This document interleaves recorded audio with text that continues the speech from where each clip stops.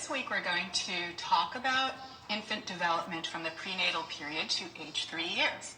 And I would like to start with a brief introduction to the concept of development. One of the questions that developmental scientists are curious about is how does development happen? And we know that development is not a function of just nature, biology, or just nurture, environment, but rather development is the interaction between neurological, biological processes and the environment.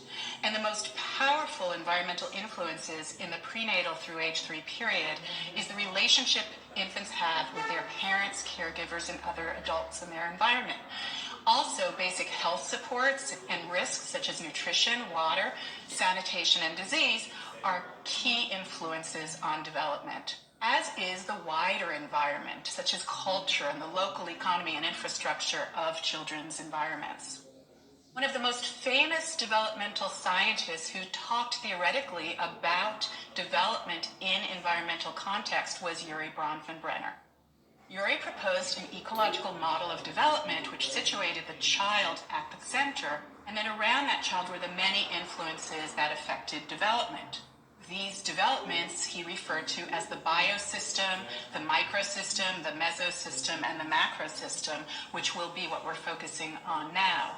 So the microsystem of development refers to the immediate environment the baby grows up in. That includes the womb environment. As the baby is born, the everyday routines that child has and regular interactions with other people are the influences that shape the developmental course of that child. So the thousands upon thousands of interactions every day with the physical and social settings of a baby's life shape the course of development.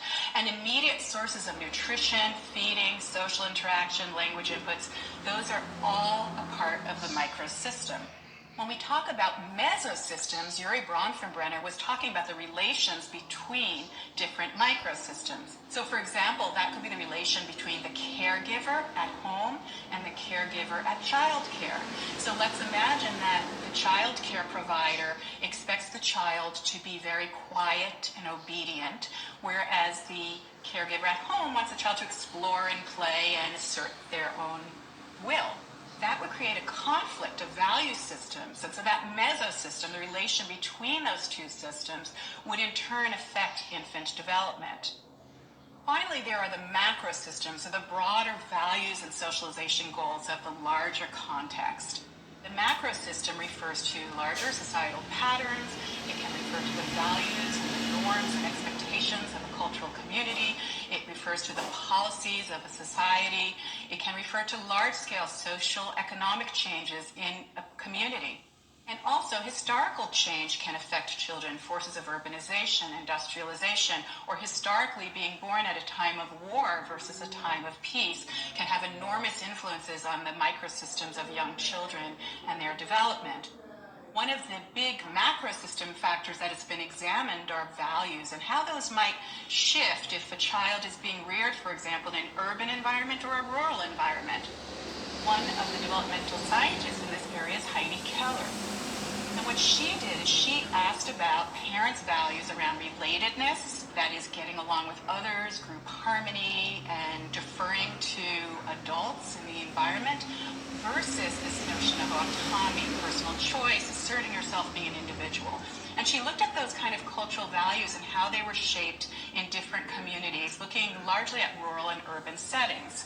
And she studied, for example, parents in rural and urban contexts in India. She looked at the Cameroon-Niçaux. They are an agrarian community. And she also looked at German mothers in Europe. And what she found is when she examined socialization goals around autonomy, what we're showing here is a slide where the 0 refers to the average among all parents, and any bars to the right refer to high emphasis on the goal, and any bars to the left refer to a low emphasis on those goals. As you might notice, the autonomous socialization goals in urban Germany and urban India, Delhi, all emphasize autonomy, the blue bars that are shifting to the right. Whereas the rural communities felt that being autonomous, that was actually something you wouldn't want to see in your developing child. In contrast, when she looked at relational socialization goals, group harmony and getting along with others, sharing with others, maintaining harmony, listening to what parents say, and respecting elderly, all a part of this relational approach, she found that it was the rural communities that largely emphasized these goals, whereas the urban communities felt these were actually unimportant for child development. So you could see how these viewpoints might then trickle down into parenting practices with young babies. We're going to be talking about the way the development of a child unfolds as a constant interplay between the biological self and the environmental forces, and focusing on microsystems, mesosystems, and macrosystems, thereby talking about development ranging from neural development all the way up to culture. When we talk about development, we will be focusing on different domains of development. Those will be physical development, cognitive development, language development, social development, and emotional development and temperament. And for each of these domains or areas, we are going to look at changes in the 0 to 3 period, and then the family and other influences that affect these outcomes.